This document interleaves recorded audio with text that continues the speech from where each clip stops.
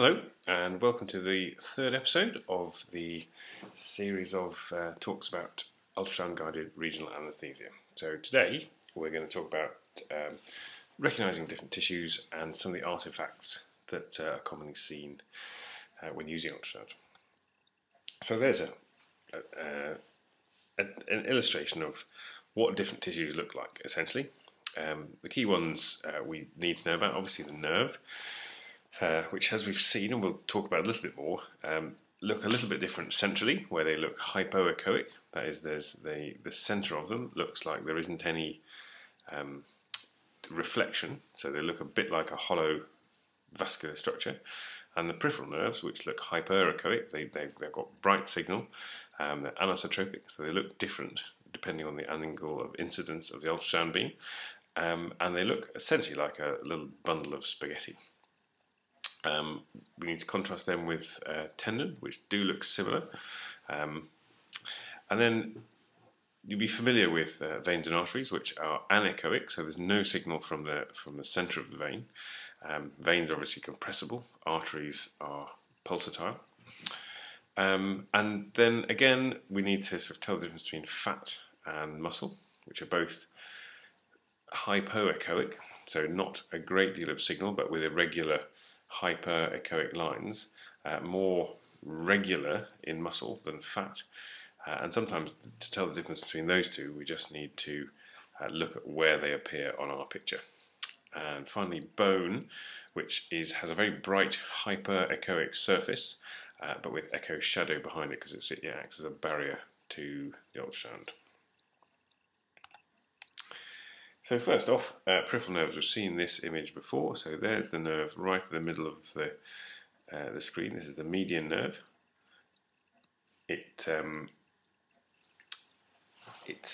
We'll show the video, and we'll see that there's a sort of fasciculated bundle of fibres.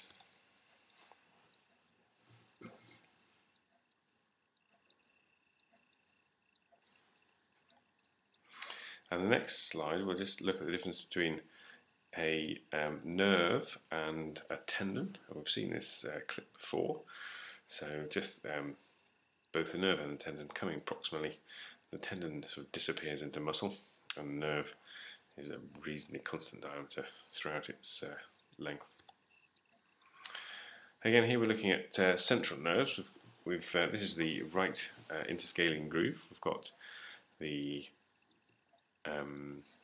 posterior border of sternomastoid on the top of the screen. Then we've got scalenus anterior and scalenus medius.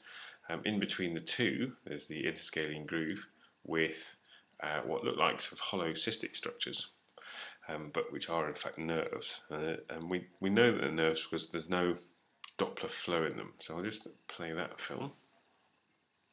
So just moving the probe over the interscalene groove.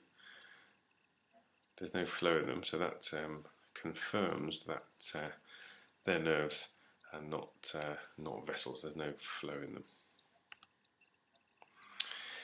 Now, again, looking at muscle and fascia, this is a view of the abdominal wall. Right in the middle of the screen is the linea alba, so the fibrous tissue that connects the right rectus and the left rectus.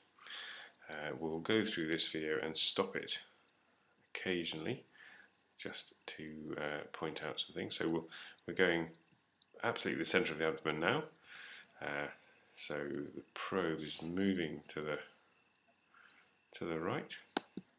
So there we have the right rectus muscle,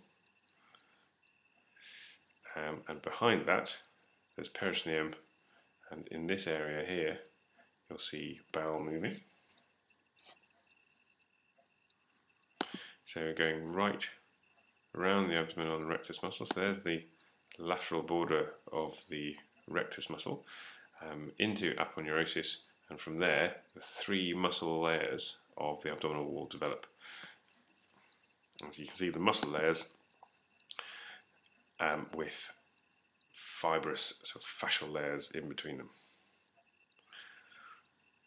Now, if we stop the video again there, we've got transversus abdominis, internal oblique, external oblique, and there's fat and skin above that.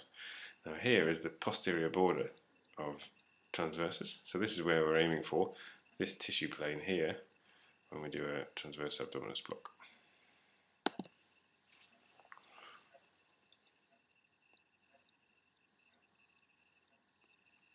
You can see the muscle looks a bit like a cross-section of a steak, if you like.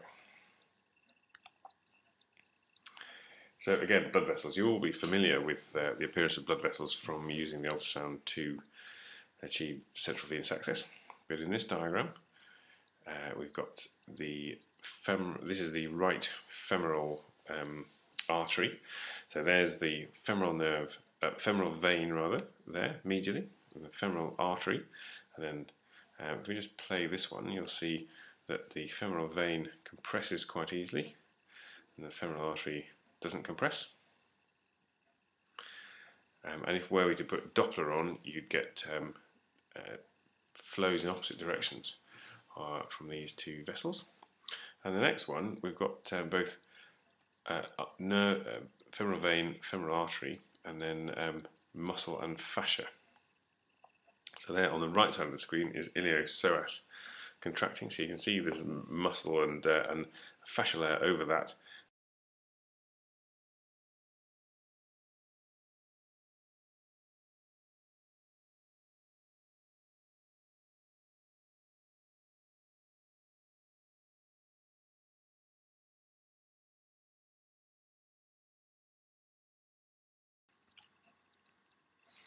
Now, so bone and pleura, this is a view of the right supraclavicular view, and there are 4 things we need to see from this view. Number 1 is the first rib. Number 2 is the subclavian artery. Number 3 is the pleura, and number 4 is the brachial plexus.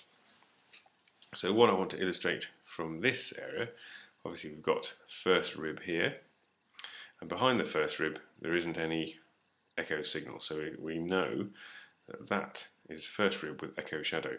Now this patch of signal here, we'll explain in a minute, that's in fact artefact in the echo shadow, so that's post-cystic enhancement or reverberation. So we'll talk about that in a minute.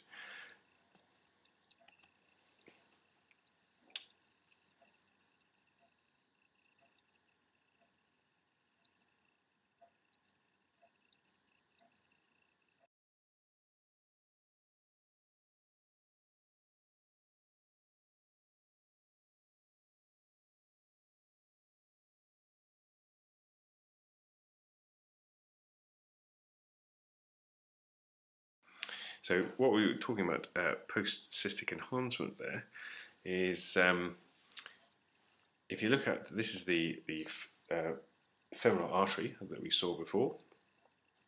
There's the femoral artery, and it's this area we're looking at behind the artery. Now there appears to be something that is echogenic behind the artery. In fact, this is, we know this is artefact, and it can be explained using sort of this diagram. So what's happening is some ultrasounds are being reflected off the superficial surface of the artery, and some are being reflected from the posterior surface of the artery.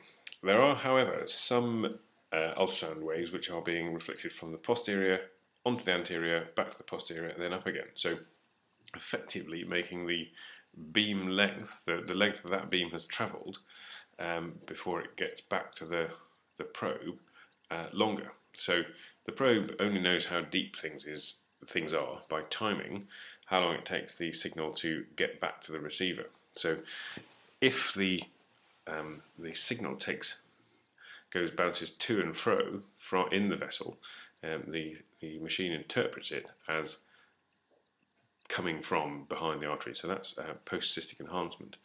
Now, a similar effect is reverberation. So this is a picture of a needle into the tissue, and then the needle would have to be filled with fluid, and the needle is indicated by the yellow arrows on this diagram, and the white arrows indicate the reverberation artifact. So this represents ultrasound beams pinging to and fro on the superficial and the deep surface of the inside surface of the needle, and then the ultrasound machine, because it's had this additional beam length, interprets it as something behind the needle. So that's reverberation artifact.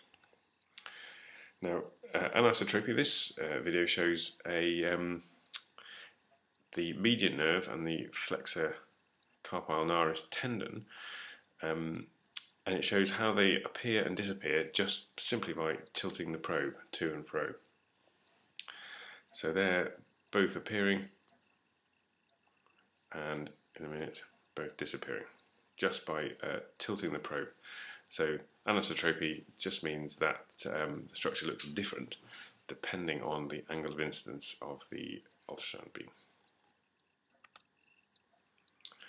Again, looking at echo shadow, this is the median nerve in the forearm, and this clip will swing the probe round to the ulnar nerve. So we'll see the probe move from the ventral surface of the forearm round to the ulnar side of the forearm. I'll point out the ulnar nerve, and what we're looking at is the ulnar bone, which has a bright white echo surface, but then echo shadow behind it. So there's the ulnar nerve, there's the ulnar bone, bright white shadow, and no shadow beyond it. So just another illustration of echo shadow.